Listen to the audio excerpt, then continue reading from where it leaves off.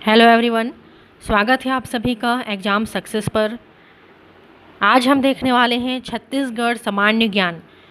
यह आपके सभी परीक्षा के लिए बहुत ही ज़्यादा महत्वपूर्ण रहने वाला है, चाहे वह सीजीपीएससी हो, सीजी व्यापम से संबंधित कोई परीक्षा हो।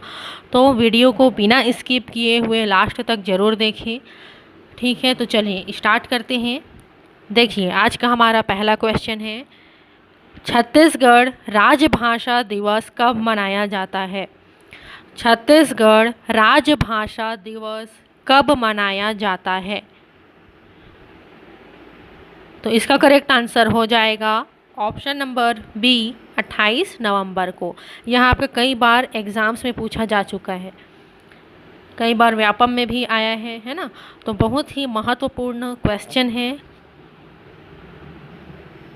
देखिए, यहाँ पर हम कुछ इम्पॉर्टेंट पॉइंट्स देख लेते हैं। छत्तीसगढ़ राजभाषा दिवस 28 नवंबर को मनाया जाता है। छत्तीसगढ़ की स्थापना 1 नवंबर 2000 को हुआ था, यह भी आपको याद रखना है। 2 फरवरी को छत्तीसगढ़ के राजकीय गीत अरपा पैरी के धार को अपनाया गया था। इसके रचयिता नरेंद्र वर्मा थे। 1 मई को मजदूर दिवस व बोरे बांसी दिवस भी मनाया जाता है। देखिए, इसी एक क्वेश्चन में आपके कितने सारे आंसर्स बन गए हैं और यह कई बार पूछा गया है ना एग्जाम्स में। देख लेते हैं अगला क्वेश्चन।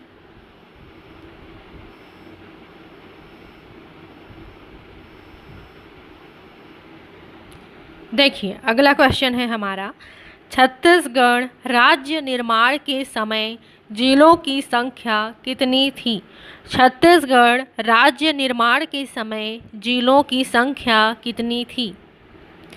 जिनको जिनको आंसर पता है कमेंट कर सकते हैं। तो देख लेते हैं यहाँ पर आंसर। छत्तीसगढ़ राज्य निर्माण के समय जिलों की संख्या 16 थी। ठीक है, आपको याद रखना है, जब छत्तीसगढ़ राज्य का निर्माण हुआ था उस समय कितनी थी? 16 थी जिलों की संख्या। अब देखिए, यहीं पर कुछ इम्पॉर्टेंट पॉइंट्स हम देख लेते हैं। यहाँ पर और ऑप्शन में दिया हुआ है कुछ इम्पॉर्टेंट, तो इसके बारे में जानेंगे हम। देखिए, छत्तीसगढ़ राज्य निर्माण के समय जिलों की संख्या 16 थी, ये हमने पढ़ा। इसके बाद देखते हैं अगला पॉइंट। 1861 में जब मध्य प्रांत का गठन हुआ, जब मध्य प्रांत का गठन हुआ था तब जिलों की संख्या कितनी थी? तब 3 जिले हुआ करते थे, रायपुर, बिलासपुर और संबलपुर। ठीक है, यह भी आपको याद रखना है। सभी इस वीडियो का जितना भी आपका पॉइंट्स पढ़ने वाले हैं, सभी एक एक पॉइंट्स बहुत ही ज़्यादा महत्वपूर्ण हैं। ठीक है, तो सभी में ध्यान देना है आपको।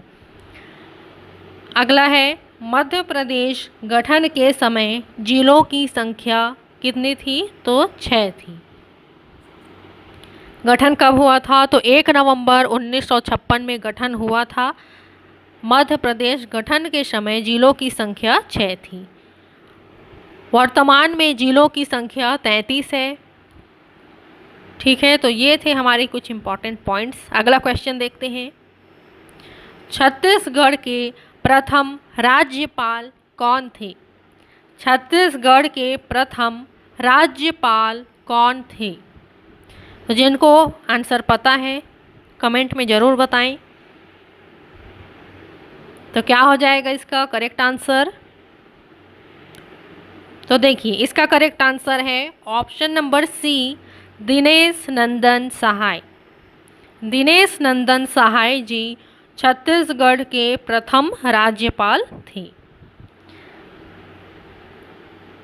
तो ये हमने देखा। अब इसमें हम देखते हैं अजीत जोगी, जो ये नाम दिए गए हैं यह क्या थे?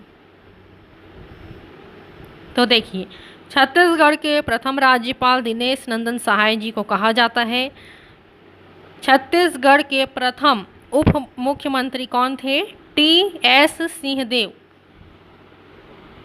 टी.एस. सिंहदेव छत्तीसगढ़ के प्रथम उप मुख्यमंत्री थे।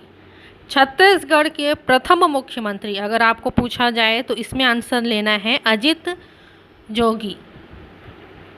अगला है नंद कुमार पटेल छत्तीसगढ़ के प्रथम गृह मंत्री थे। छत्तीसगढ़ के प्रथम गृह मंत्री कौन थे? तो नंद कुमार पटेल थे। ठीक है, यह सभी इम्पॉर्टेंट है। अगला हमारा क्वेश्चन है छत्तीसगढ़ के सबसे लंबी सीमा को छूने वाला राज्य कौन सा है? छत्तीसगढ़ के सबसे लंबी सीमा को छूने वाला राज्य कौन सा है? तो इसका करेक्ट आंसर आपको लेना है ओडिशा। ओडिशा राज्य छत्तीसगढ़ की सीमा को क्या करता है? सबसे ज़्यादा छूता है। मतलब सबसे ज़्यादा अटैच में कौन सा है? तो ओडिशा राज्य है छत्तीसगढ़ के। अब देखते हैं छत्तीसगढ़ की सबसे लंबी सीमा को छूने वाला राज्य ओडिशा, यह भी हमने जाना था। छत्तीसगढ़ के सबसे कम सीमा को छूने वाला राज्य, तो कम सीमा को छूने वाला राज्य अगर पूछा जाए तो इसका आंसर आपको लेना है आंध्र प्रदेश। छत्तीसगढ़ से लगा सबसे बड़ा राज्य क्षेत्रफल की दृष्टि से, तो क्षेत्रफल की दृष्टि से छत्तीसगढ़ का सबसे बड़ा लगा हुआ राज्य कौन सा है? मध्य प्रदेश। अगला है छत्तीसगढ़ से लगा सबसे छोटा राज्य क्षेत्रफल की दृष्टि से, यह है झारखंड। ठीक है, अब देख लेते हैं अगला। हसदेव नदी महानदी की किस ओर से सहायक नदी है? हसदेव नदी महानदी की किस ओर से सहायक नदी है? तो यह है उत्तर की ओर से। उत्तर की ओर से हसदेव नदी महानदी की सहायक नदी है। अगला क्वेश्चन देखते हैं। वायु पुराण में महानदी का पौराणिक नाम क्या है? वायु पुराण में महानदी का पौराणिक नाम क्या है? तो इसका करेक्ट आंसर हो जाएगा option number B, Nilotpala. Nilotpala वायु पुराण में महानदी का पौराणिक नाम है। अगला क्वेश्चन, छत्तीसगढ़ की प्रथम बहुउद्देशीय परियोजना कौन सी है? छत्तीसगढ़ की प्रथम बहुउद्देशीय परियोजना कौन सी है? तो क्या हो जाएगा इसका आंसर? तो देखिए इसका करेक्ट आंसर है ऑप्शन नंबर ए, मिनी माता परियोजना। छत्तीसगढ़ की प्रथम बहुउद्देशीय परियोजना मिनी माता परियोजना है। देखिए यहाँ पर कुछ पॉइंट्स हैं। मिनी माता परियोजना का दूसरा नाम हसदेव बांगो परियोजना है। छत्तीसगढ़ के प्रथम सिंचाई परियोजना तांदुला परियोजना है। अभी जो हमने ऊपर में ऑप्शंस देखा था उसके बारे में हम जान रहे हैं। तो देखिए तांदुला परियोजना किससे संबंधित है? तो सिंचाई परियोजना से संबंधित है, प्रथम सिंचाई परियोजना से। इसके बाद देखते हैं अगला पॉइंट। महानदी परियोजना में बहुत से बैराज बनाए गए हैं। केलो परियोजना रायगढ़ जिले में स्थित है। अगर आपको पूछा जाए केलो परियोजना कहाँ स्थित है तो इसका आंसर आपको लेना है रायगढ़।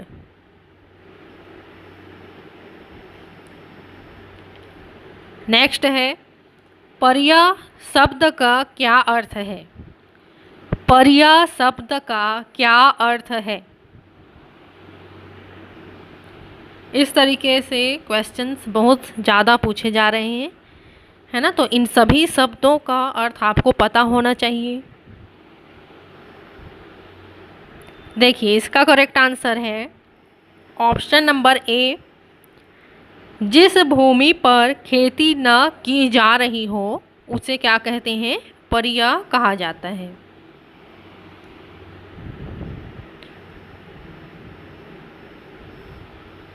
अगला क्वेश्चन, नगेशिया जनजाति मुख्यतः छत्तीसगढ़ के निम्न जिलों में पाई जाती है। नगेशिया जनजाति मुख्यतः छत्तीसगढ़ के निम्न जिलों में पाई जाती है। तो क्या हो जाएगा इसका करेक्ट आंसर? तो देखिए इसका राइट आंसर है option number D, Raigarh, Surguja, Jashpur. Raigarh, Surguja, Jashpur में नगेशिया जनजाति पाई जाती है। तो इसको आपको याद रखना है।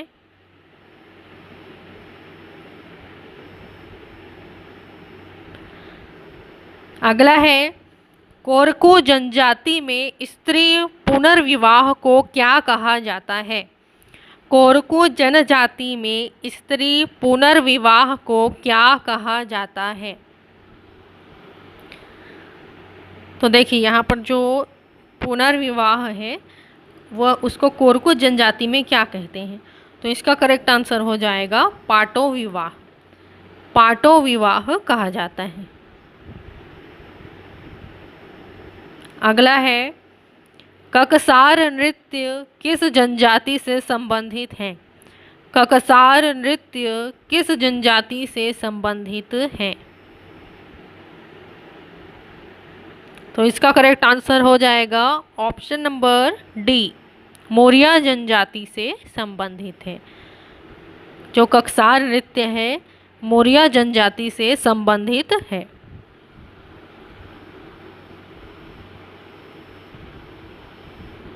देखते हैं अगला क्वेश्चन, बस्तर अंचल में पारंपरिक घोटुल पाटा गायन किस भाषा में होता है?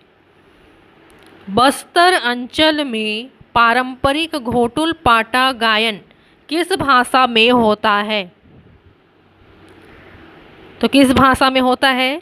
इसका करेक्ट आंसर हो जाएगा हल्बी भाषा में।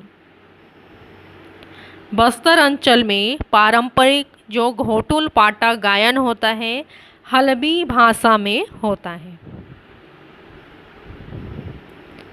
देखिए यहाँ पर पॉइंट्स देखते हैं। छत्तीसगढ़ी भाषा को लरिया भाषा भी कहा जाता है। छत्तीसगढ़ी भाषा को लरिया भाषा भी कहा जाता है।